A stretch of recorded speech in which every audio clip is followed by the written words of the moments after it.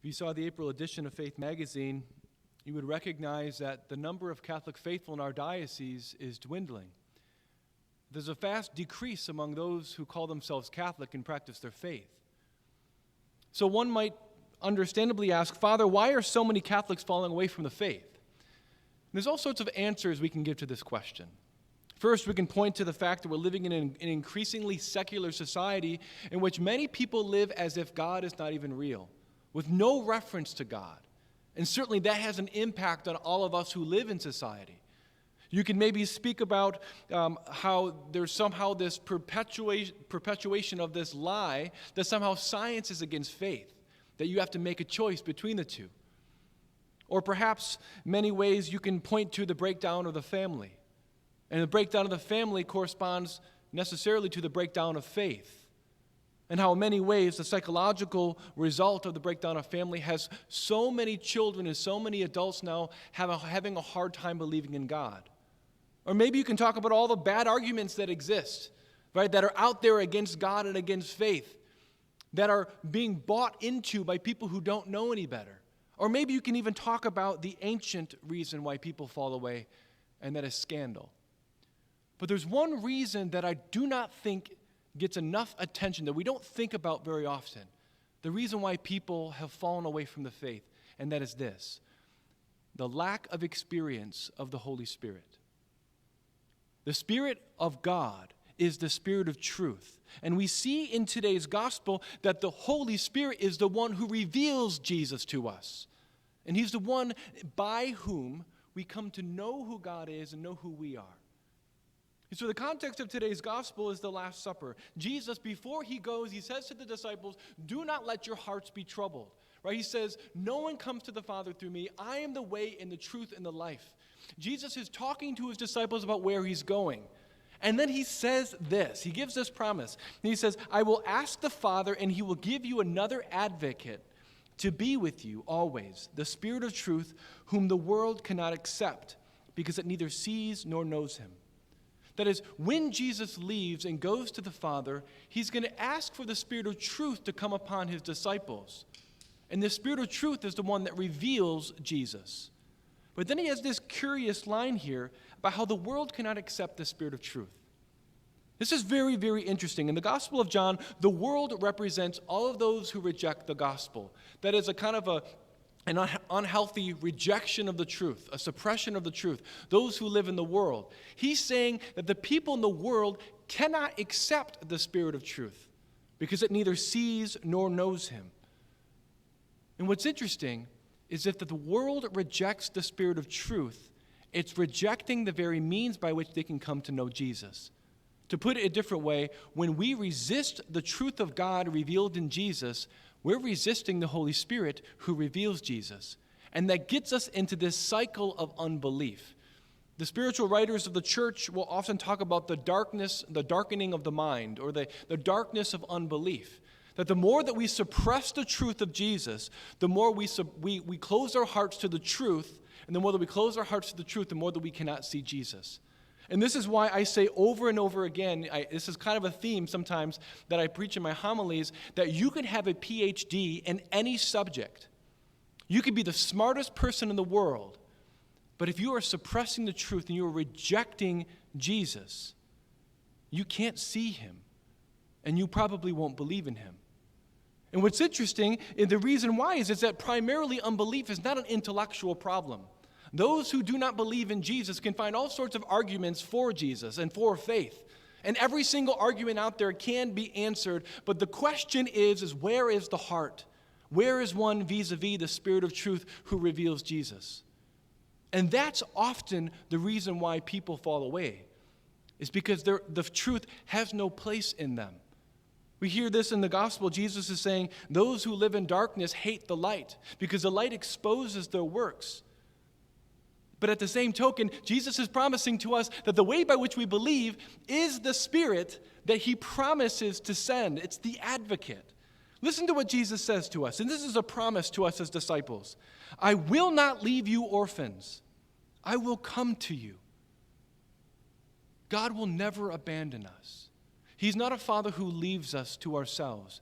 He's a Father who's faithful, a Father who loves us. And Jesus says, I am not going to leave you orphaned. I'm going to come to you. And how does Jesus come to us? Right? What he says to us it seems kind of puzzling. In a little while, the world will no longer see me, but you will see me because I live and you will live. Think about that. In a little while, the world will no longer see me. He's talking about in the flesh. They won't see Jesus, but you will see me. And that's kind of what we find ourselves in today. There are many people around that do not see Jesus. They cannot see him. They don't know who he is. They don't believe in him. But he says, you will see me. How is that the case? This is what he says. On that day, you will realize that I am in my Father, and you are in me, and I in you. On what day? On the day that the Holy Spirit comes. On the day which I reveal myself to you through the Spirit of truth. On that day, you will know who I am, that I'm in the Father, that I am the Son of God. And on that day, you will know who you are, that you have been one with us. You will know that you are a son of God. You are a daughter of God. You will know that you are loved. You see, Jesus here is talking about an interior revelation of himself in the Holy Spirit that convicts us, that gives us confidence that he is who he says he is. And this is the principal reason why in the New Testament, that why some people believe in God and other people don't. And this is how we can come to believe in God. And when this does not happen, we will often fall away from our belief in Jesus.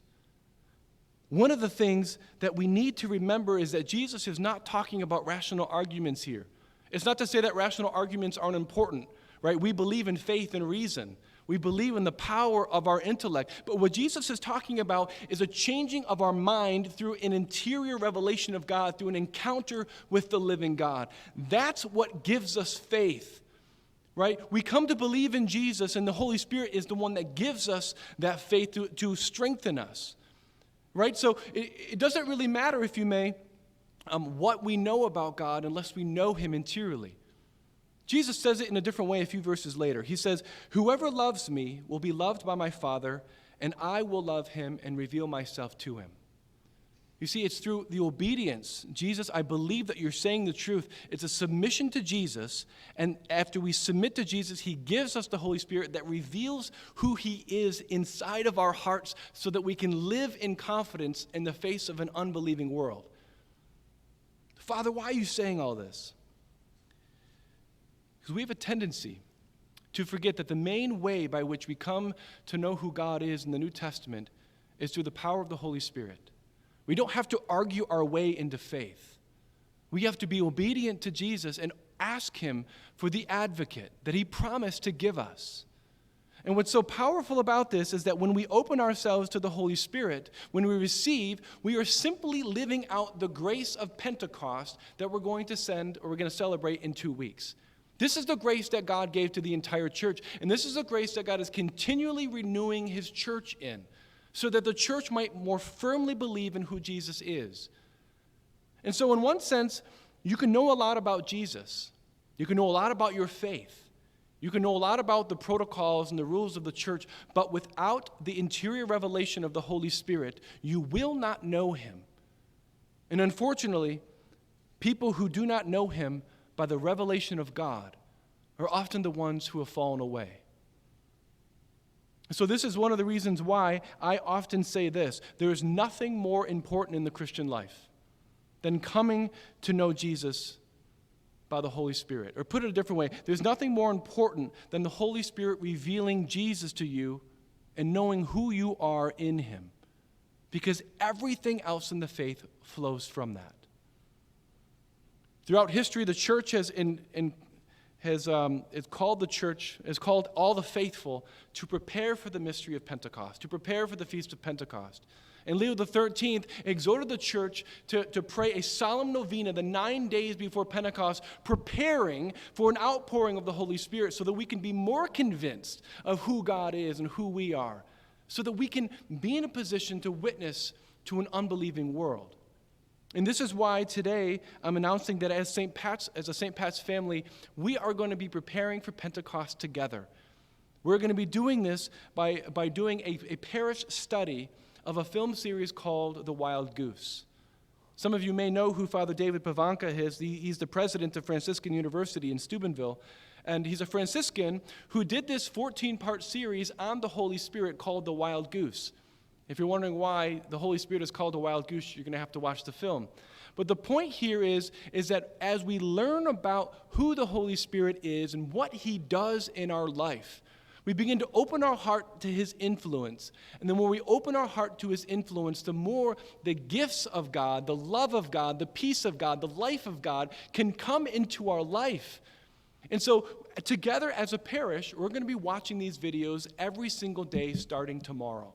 Tomorrow, the videos are about 20 minutes each, and we're hoping that every day we can go online. And by the way, these videos are free. We're going to explain to you how to access the videos. We've already done a chapel chat tomorrow explaining how to do that. But as we watch a video day by day, we're going to have some reflections. Father Joe and some staff and myself are going to reflect on that video with us so that we can really deeply study this and really bring this content into our life. And we're going to do this for the next 14 days so that at Pentecost, we can enter this special live stream prayer session where we can ask the Holy Spirit to reveal Jesus, to give us more of his love, more of his strength, so that we can be his witnesses in the world. You can choose to binge watch the videos if you want, to watch them multiple at a time, that's fine. You don't have to watch them every single day, but I encourage you to do this. And some of you might be thinking, Father, a 20-minute video plus a maybe 10-minute video that reflects on it with staff and Father Joe and Father Mathias, that's a lot to ask. I know it is, but I also know that most people are spending more than 20 minutes on Facebook or on the internet or on social media or watching TV. This is a way by which we as a church can come to believe more firmly in Jesus. And after we do this, we're going to be doing a study on the Mass after Pentecost. So my brothers and sisters, how can we see Jesus and believe in him more fully in the face of an unbelieving world? We open up our hearts to the advocate that Jesus promises to send us. So my encouragement to all of us is to prepare, because the advocate is coming.